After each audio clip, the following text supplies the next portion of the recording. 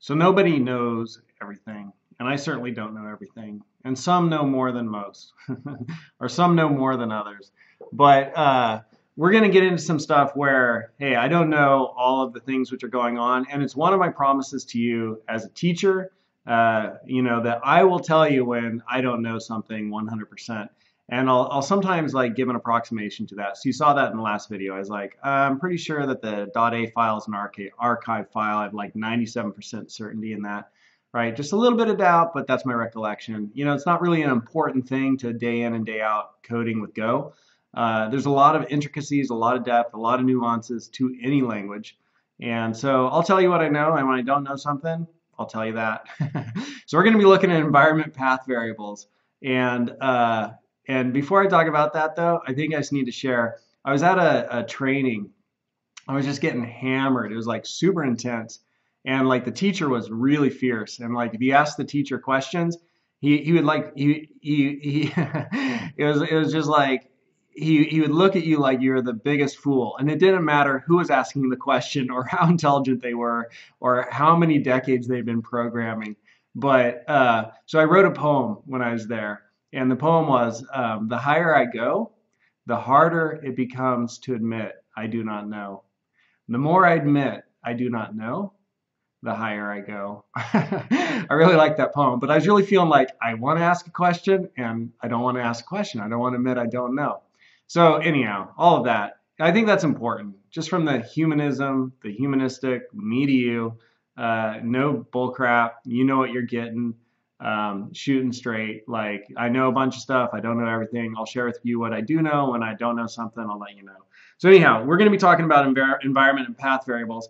And one of the first things we're going to do is we're going to go run another Go command, go env, and we're going to see a bunch of environment and path variables.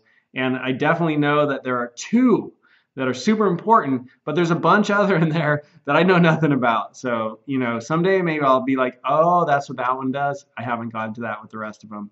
So there's two that you absolutely have to configure, two environment path variables that you have to configure. But first of all, again, if you're new to programming, what exactly is an environment path variable?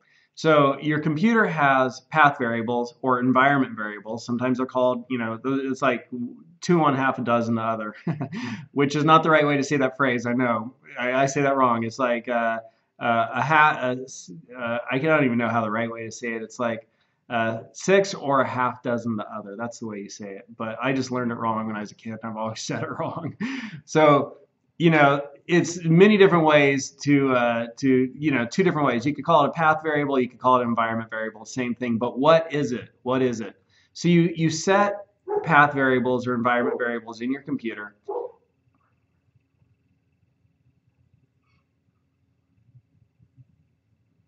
I'm just waiting to see how much my dog's going to keep barking. Sorry, my dogs are barking. So you set environment or path variables in your computer, and let's just take a look at some of them. So if I bring up my shell, which is right over here, git shell, and I type in env, right? Whoa. Brought up a whole bunch of stuff. And so right here I have this thing path, right? So look at all this path stuff. I can't highlight it, unfortunately, because we're in Windows. And so all that path stuff, those are path variables. And so I could set more path variables there. And all it is, it's a variable that stores a path to some location on my computer. So a path variable is a variable that stores a path to some location on my computer. And when I need to run something, my computer will look down those path variables. It'll go down those paths and see if that location knows how to run this thing. So if I need to run some Java, right? Like I'll say to my computer, go run this Java thing. And then my computer will be like, okay. And I'll start looking down these path variables. It'll be like, it'll go down this first one, to Go code right here, right? And it'll be like, hey, knock, knock, knock. Do you know how to run this Java code? And Go will be like, no, man, I don't know how to run Java. I just do Go. And eventually it'll come to Oracle Java, Java path or whatever, and it'll be like, yeah, we know how to run Java, and then it'll run it. So you have to set path variables so that your computer can look down certain paths to do things when you tell it to do stuff. That's basically what a path variable is.